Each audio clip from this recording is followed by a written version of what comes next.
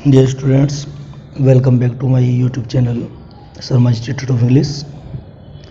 Students, आज हम एक और कॉजेटिव वर्ब हैव के यूज के बारे में सीखेंगे।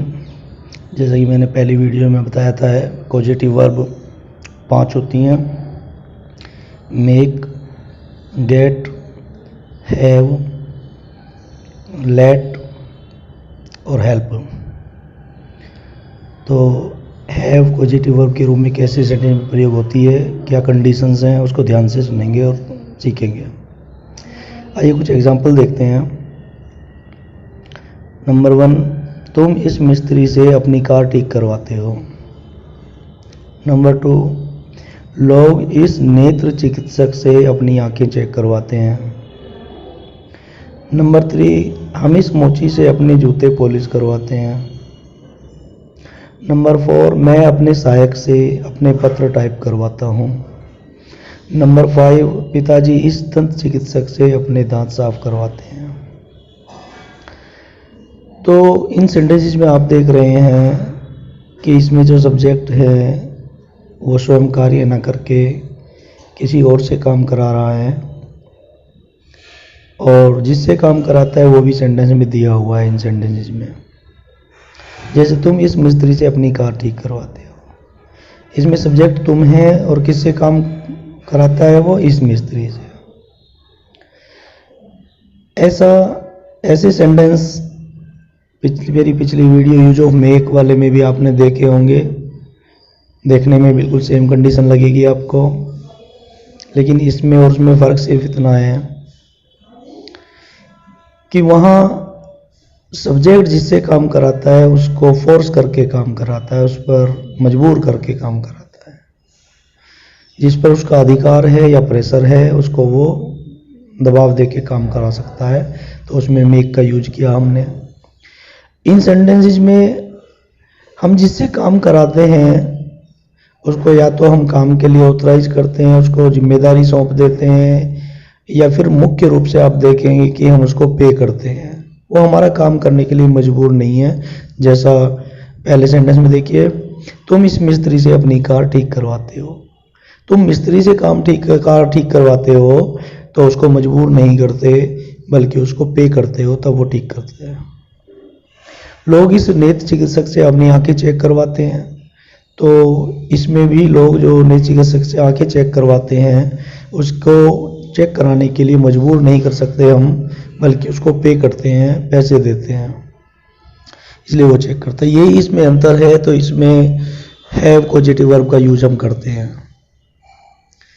तो उसका रूल देखिए। रूल है, सबसे पहले आप देख रहे हैं सब्जेक्ट की अंग्रेजी हम बनाते हैं। सब्जेक्ट इसमें होता है, शुरू में आया हुआ है जो काम करवाता है। उसके बाद में इसमें पॉजिटिव वर्ब मेन वर्ब के रूप में हैज या हैव आएगी। उसके बाद इनडायरेक्ट ऑब्जेक्ट आएगा, फिर फर्स्ट वर्ब की फर्स्ट फॉर्म और बाद में डायरेक्ट ऑब्जेक्ट। पिछली वीडियोज में मैंने आपको इनडायरेक्ट ऑब्जेक्ट और डायरेक्ट ऑब्जेक्ट के बारे में बताया है। आज फिर एक बार फिर समझ लेंगे। पहला सेंटेंस देखिए, तुम इस मिस्त्री से अपनी कार ठीक करवाते हो। तो इसमें सब्जेक्ट तुम है और किससे काम कराते हो वो आपका इनडायरेक्ट ऑब्जेक्ट होता है, तुम इस मिस्त्री से। तो इसमें पहले सब्जेक्ट की अंग्रेजी बनेगी तुम की यू, उसके बाद में हैव लगाएंगे और फिर इनडायरेक्ट ऑब्जेक्ट आ जाएगा, किससे काम कराते हो इस मिस्त्री से। तो इसकी अंग्रेजी हो जाएगी यू हैव दिस मैकेनिक। उसके बाद का ठीक क्या कराते हो, ठीक करवाते हो। वर्ब है हमारी ठीक करवाते हो, और इसमें वर्ब की फर्स्ट फॉर्म आएगी और ठीक कराने की होती है रिपेयर। बाद में डायरेक्ट ऑब्जेक्ट आ जाएगा, क्या ठीक कराते हो अपनी कार, वो डायरेक्ट ऑब्जेक्ट है। तो पहला सेंटेंस हमारी अंग्रेजी बनेगी, तुम इस मिस्त्री से अपनी कार ठीक कराते हो। You have this mechanic repair your car. दूसरा सेंटेंस देखते हैं, लोग इस नेत्र चिकित्सक से अपनी आंखें चेक करवाते हैं। इसमें भी हम जिससे काम कराते हैं उसको मजबूर नहीं कर रहे, उस पर फोर्स नहीं है, हमारा कोई जबरदस्ती नहीं है, बल्कि उसको पे करते हैं, हम पैसे देते हैं तब कराते हैं। इसलिए इसमें भी हैव का प्रयोग करेंगे। तो इसमें सब्जेक्ट हो जाएगा वी, उसके बाद में वी के साथ भी क्या आएगा, हैव। या इसमें लोग है सॉरी लोग इस नेत्र चिकित्सक से अपनी आंखें चेक करवाते हैं। तो पीपल हैव, उसके बाद आएगा इनडायरेक्ट ऑब्जेक्ट, किससे चेक कराते हैं, तो ये हो जाएगा नेत्र चिकित्सक को बोलते हैं बच्चों ओकुलिस्ट। तो पीपल हैव दिस ओकुलिस्ट, उसके बाद वर्ब की फर्स्ट फॉर्म आएगी चेक और अपनी आंखें देयर आइज, देयर आएगा लोगों के लिए अपनी की। तो people have this oculist check their eyes. तीसरा रूल हम देखते हैं, हम इस मोची से अपने जूते पॉलिश कराते हैं या करवाते हैं। इसमें भी हम मोची को फोर्स नहीं कर रहे हैं जिससे काम करवाते हैं, बल्कि उसको पे करते हैं, तो हैव का प्रयोग हुआ। हम इस मोची से अपने जूते पॉलिश करवाते हैं। वी हैव दिस कोबलर, मोची को कहते हैं cobbler. We have this cobbler, और वर्ब की फर्स्ट फॉर्म में पॉलिश कराते हैं पॉलिश, और डायरेक्ट ऑब्जेक्ट है अपने जूते अवर शूज। तो इसका अंग्रेजी बनी इसकी we have this cobbler polish our shoes. Next sentence देखते हैं, मैं अपने सहायक से अपने पत्र टाइप करवाता हूँ। तो इसमें मैं उसको फोर्स नहीं कर रहा, बल्कि मैंने अपने सहायक को रिस्पॉन्सिबिलिटी दे दी है पत्र टाइप करने की, उसको जिम्मेदारी दी है, काम सौंपा है। मैं अपने सहायक से अपने पत्र टाइप करवाता हूँ। तो इसमें हो जाएगा आई के साथ हैव लगाएंगे, आई हैव, और किससे कराता हूँ, अपने सहायक से। आई हैव माई असिस्टेंट, और टाइप करवाता हूँ, टाइप करने की अंग्रेजी फर्स्ट फॉर्म आएगी टाइप, अंग्रेजी भी टाइप ही है इसकी। I have my assistant type my letters. And last sentence देखते हैं, पिताजी इस दंत चिकित्सक से अपने दांत साफ करवाते हैं। इसमें सब्जेक्ट हमारा है फादर, पिताजी। तो पिताजी थर्ड पर्सन हो गया, सिंगुलर नंबर भी है, इसलिए हैव के स्थान पे हम इसमें हैज का प्रयोग करेंगे। तो फादर हैज किससे कराते हैं, इस दंत चिकित्सक से, तो ये हो जाएगा this dentist. Father has this dentist, फिर वर्ब की फर्स्ट फॉर्म साफ करवाते हैं क्लीन और हिज टीथ। तो इसकी अंग्रेजी होगी father has this dentist clean his teeth. तो इन सेंटेंसेस में आपने देखा है कि सब्जेक्ट के बाद में हमने हैव लगाया, क्योंकि यहाँ पर हम किसी को जिम्मेदारी अपने काम की सौंपते हैं, या सब्जेक्ट किसी को जिम्मेदारी सौंपता है कार्य करने की, या फिर उसको पे करके काम कराता है, तो हम मेक के स्थान पर हैव का इसमें प्रयोग करते हैं। स्टूडेंट्स, इन हैव वाले सेंटेंसेस को इनफॉर्मल इंग्लिश में या स्पोकन इंग्लिश में, आपसी लैंग्वेज जो होती है हमारी बोलचाल की, उसमें हम गेट के प्रयोग से भी इनको बना लेते हैं, लेकिन फॉर्मल इंग्लिश में हैव का प्रयोग ही उचित होता है। तो अगर गेट का प्रयोग इसमें हम लगाएं तो एक बार देख लीजिए, थोड़ा सा सुन लेंगे। अगर इसमें गेट के प्रयोग से हम बनाएंगे तो क्या डिफरेंस आएगा। तुम इस मिस्त्री से अपनी कार ठीक करवाते हो, तो इसमें होगा यू हैव के स्थान पे गेट कर देंगे, you get this mechanic to repair your car. तो इसमें अगर हम गेट का प्रयोग करते हैं हैव के स्थान पे, तो जो वर्ब की फर्स्ट फॉर्म बाद में लगा रहे हैं उससे पहले टू अवश्य आएगा। दूसरा सेंटेंस भी देख लेंगे, लोग इस नए चिकित्सक से अपनी आंखें चेक करवाते हैं। तो कुछ ऐसे भी बना सकते हैं हम स्पोकन इंग्लिश में, people get this oculist to check their eyes.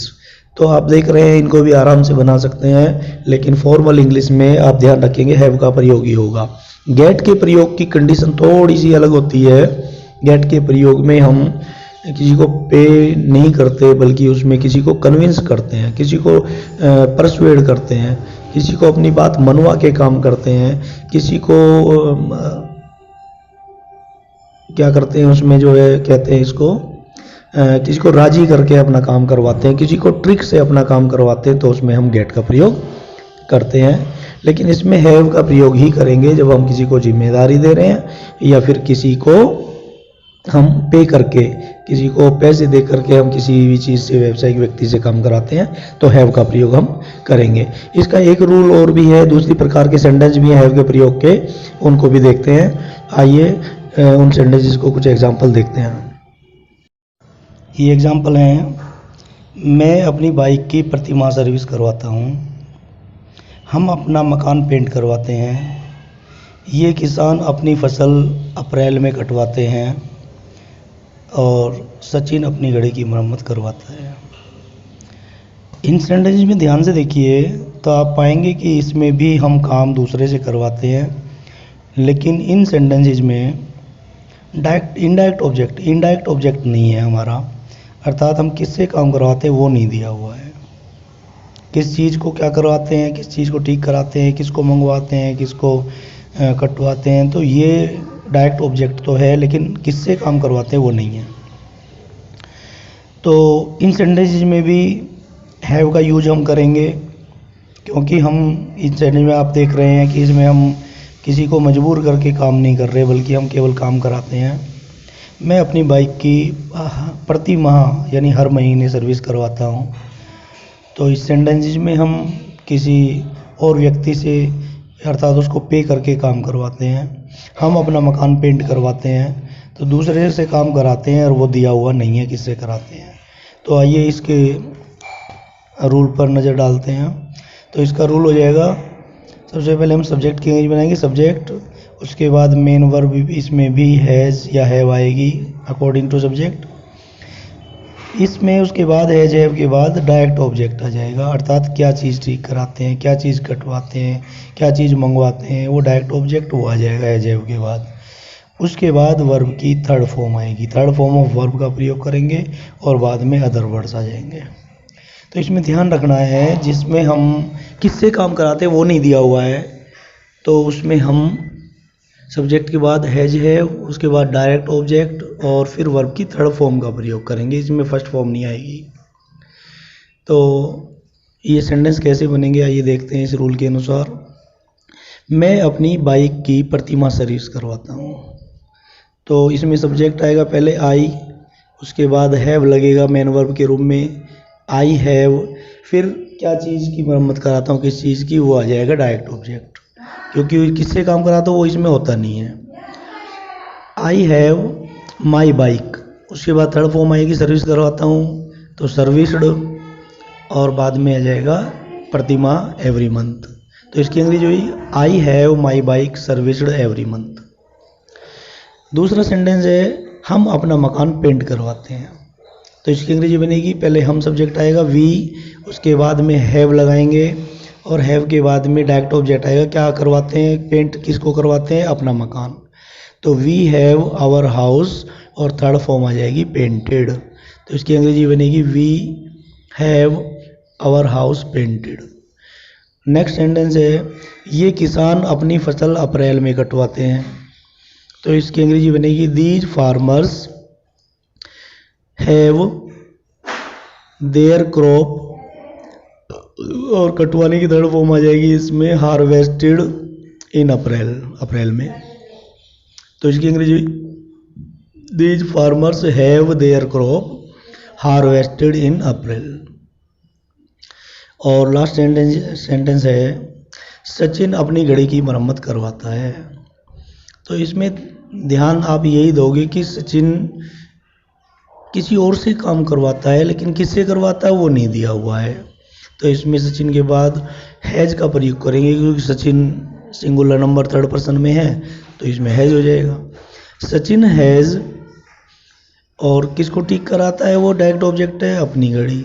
तो ये हो जाएगा सचिन हैज हिज वॉच, और ठीक कराने की होती है रिपेयर, उसकी थर्ड फॉर्म इसमें यूज होगी।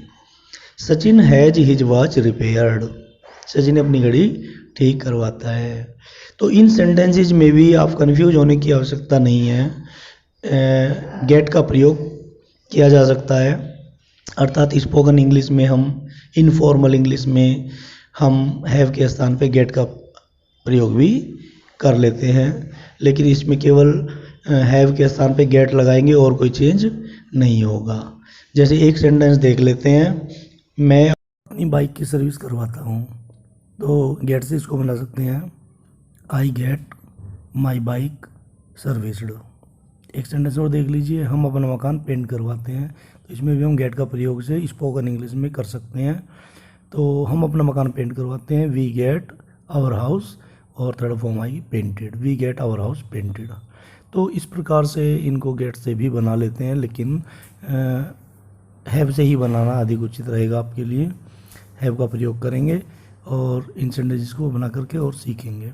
तो स्टूडेंट्स, आई होप कि आपको मेरी वीडियो पसंद आई होगी, और कृपया अगर आपको पसंद आई है तो मेरी वीडियो को लाइक अवश्य करें, और अगर आपने मेरा चैनल सब्सक्राइब नहीं किया है तो इसे सब्सक्राइब करें, और अंत में बेल आइकन प्रेस करना ना भूलें, और इस वीडियो को ज़्यादा से ज़्यादा अपने साथियों को भी शेयर करें जिससे कि वो भी इसका फ़ायदा उठा सकें। Thank you for watching my video.